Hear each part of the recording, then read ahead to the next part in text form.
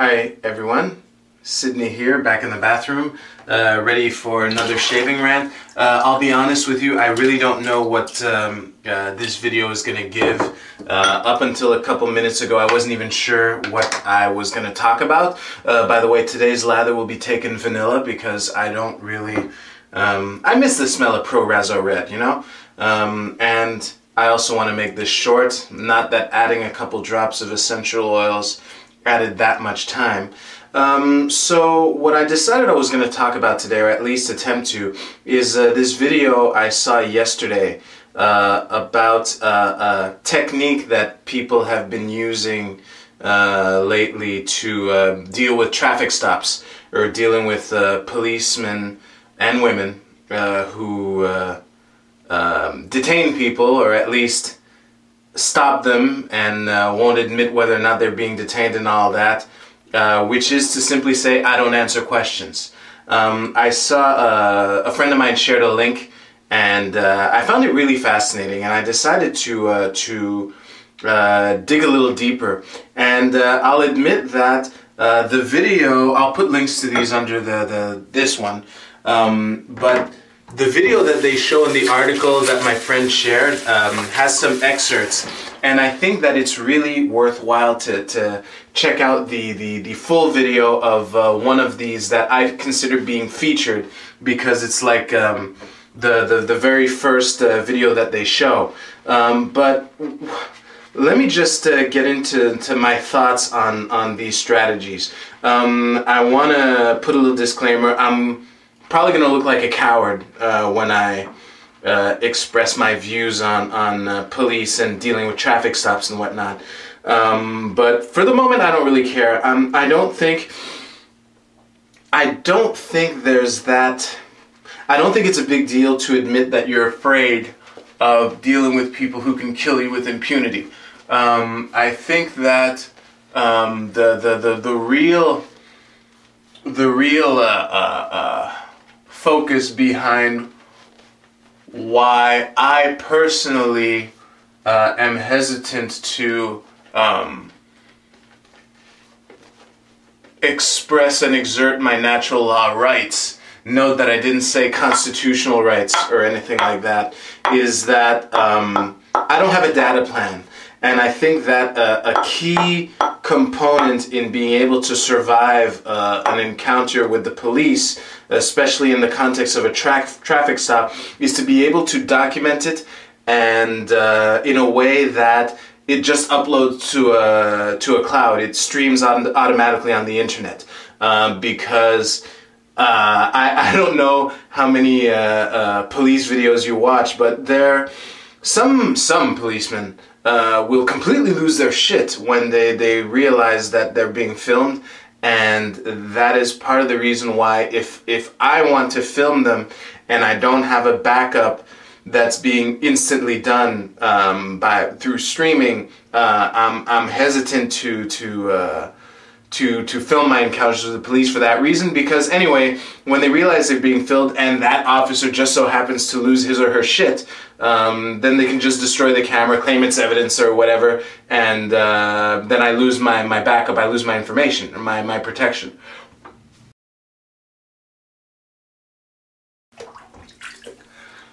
And another thing I'd like to comment on, because I shared this video, the article that had basically it's an article that has a link to greatest hits to the I don't answer questions strategy, which I think is a nice little workaround, because I know that apparently the Supreme Court in the States ruled that by remaining silent you actually are increasing your guilt or whatever. If I find the link to that article, I'll share that in this video too. But that just goes to prove the points that I was making in my video on what rights are and what they are not.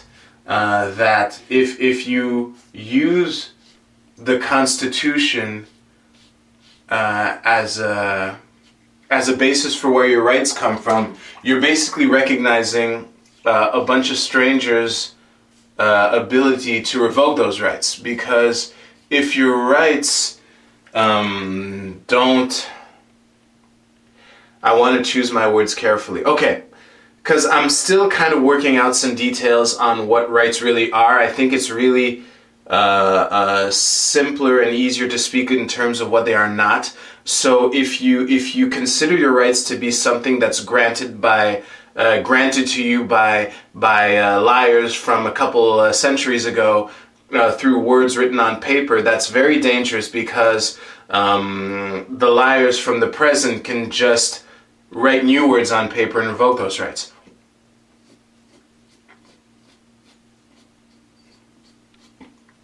So, I forget where I was going with this, but yeah, okay, now I found my train of thought again. So what I find cool with the whole I don't answer questions strategy is that you're not remaining silent. You're basically giving a blanket statement where you're just letting the cop know that you're not going to cooperate with him. Let's make the cop a man.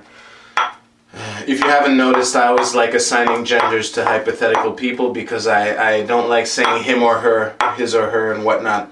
So the cool thing about I don't answer questions is that you're technically not remaining silent. You're letting the cop know that you're not going to cooperate in you're peacefully non-cooperating and avoiding that loophole of recognizing how can I say this?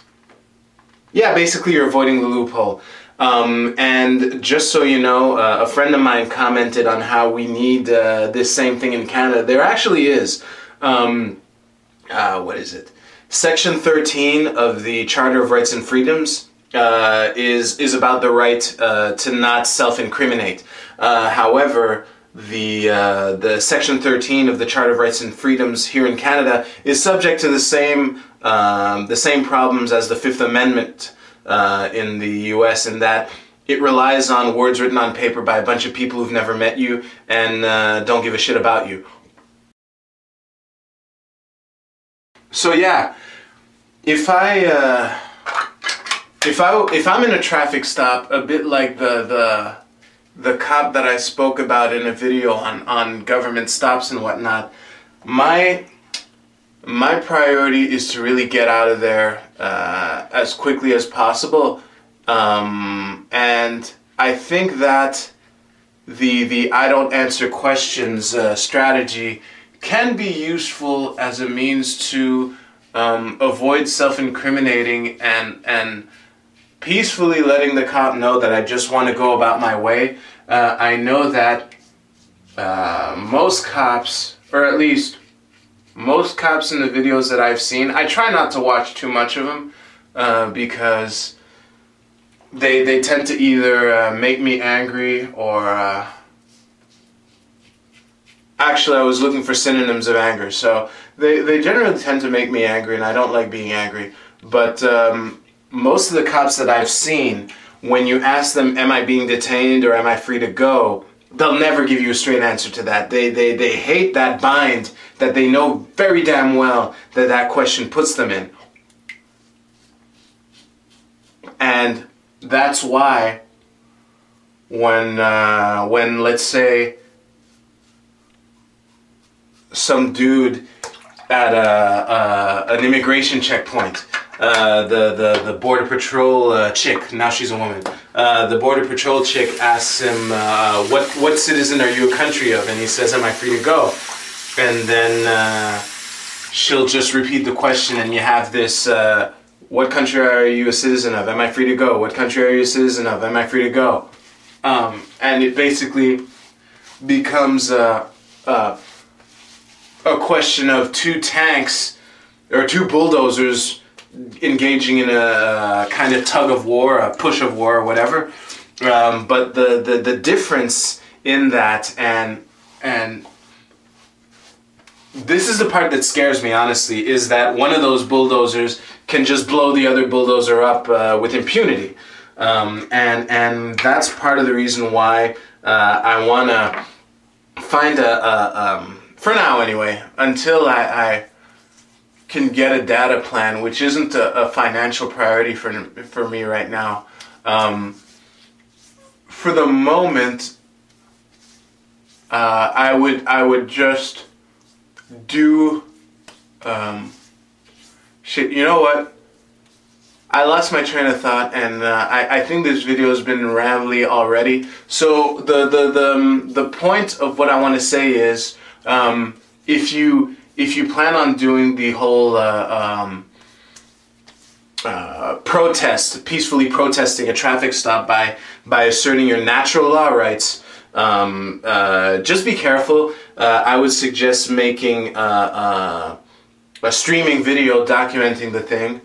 Of course, at the risk of that cop potentially losing their shit, but at least you'll be able to, you'll have video evidence of that. And another thing, as I mentioned before, if you watch that article, The Greatest Hits of I Don't Answer Questions, I think it would be worthwhile to watch the full video of one of those traffic stops where there are a lot of YouTube pop-ups where he gives tips for how to better prepare for police encounters, because they're dangerous. Let's not forget that the very act of a cop turning on his cop lights is basically saying, if you don't pull over for me, I will run you off the road if I think I have to. Which segues into Mark Stevens, one of my favorite Mark Stevens quotes, which is, if they were really interested in protecting your life, liberty, and property, they wouldn't be the first ones in line ready to take it. Like a simple example I thought of earlier was no seatbelt.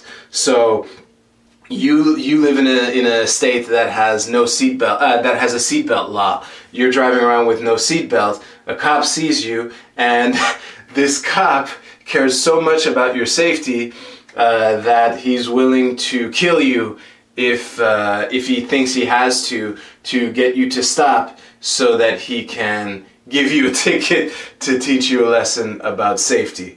So you can digest that one if you like. Thank you very much for watching this video. I know this one was kind of scattered even by the standards of my last ones, but please like, comment, share. Feel free to address whatever you think I left open in this video. You can subscribe to me on YouTube, and on Twitter I'm @SidRockMTL. So thank you very much. I'll see you in the next shave. You take care. Love ya.